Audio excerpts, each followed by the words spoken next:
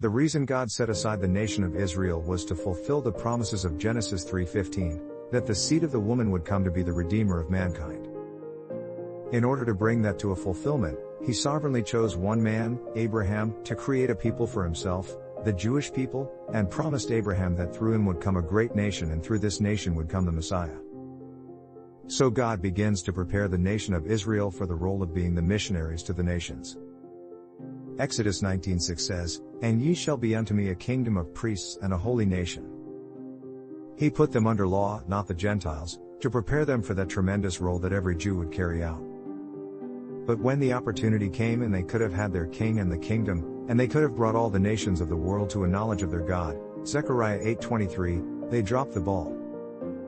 In their unbelief, they rejected their promised king and the kingdom, Luke 19:14.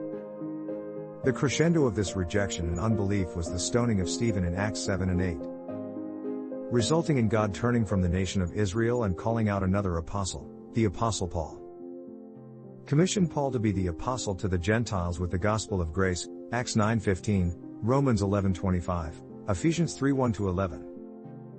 Which is salvation to both Jew and Gentile based solely on God's grace appropriated by faith alone in the finished work of the cross apart from the Mosaic law and temple worship, Romans 3:21. Ultimately, the temple was destroyed and the Jews were dispersed into every nation under the sun. So God, through his unsearchable wisdom and knowledge, sovereignly commits all Israel, the Jewish people, to disobedience, Romans 11:32, so that he might have mercy on all mankind. And at the very same time promises, at some future time, to return to his chosen people, when he decides the last Gentile has come into the body of Christ, Acts 15:16, Romans 11:25. To fulfill the promises he made to Abraham, Isaac, Jacob, and David, Romans 15:8. Absolutely mind-boggling. Thank you for watching. Please like and share this video.